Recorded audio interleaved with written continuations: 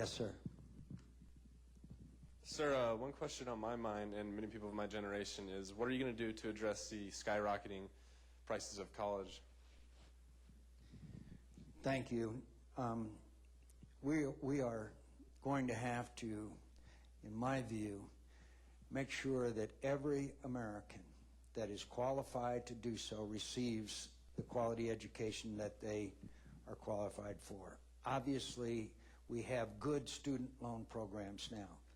The cost of education is making the cost of those loans ever increasingly more expensive and less affordable.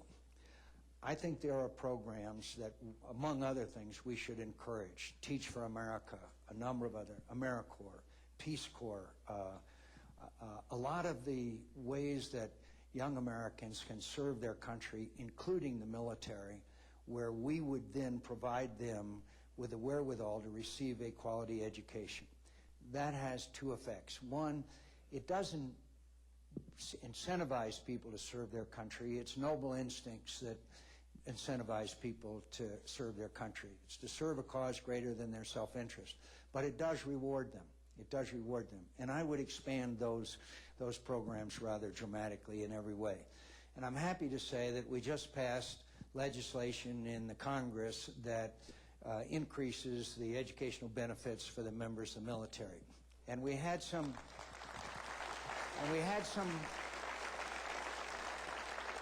and a little straight talk. Senator Webb, who I admire and respect, had a difference of opinion about having incentives for people to make careers out of the military, and we resolved it. But now we have part of this educational benefit increase is the ability, after a person has been in the military for a period of time, to transfer those educational benefits to their spouse and or children. That is an encouragement for people to remain in the military. I think there's a lot of people in this room who will tell you the strength and greatness of the American military is directly related to the non-commissioned officer.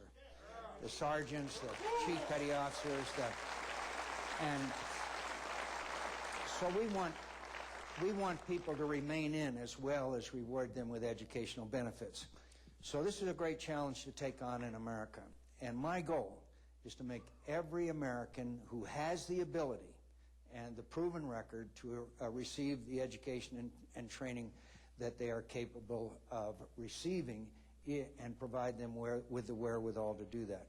Part of that, I think, is going to have to do with holding down costs of education in America. And that's something we're going to have to join, all of us, along with the educational institutions, to try to reduce.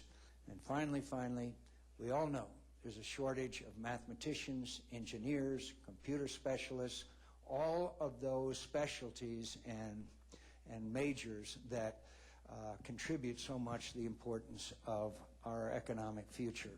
So I would focus a lot of my attention on providing those educational benefits, in all due respect to my daughter, who graduated with a degree in art history.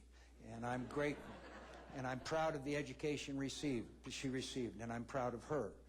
But I also know that we also need the engineers and the mathematicians and all of those specialties that, frankly, are also very important. And I don't mean to diminish anyone's ambitions, but we know how important some types of specialties and educational qualities that we need to ensure the future of our nation. Yes, sir.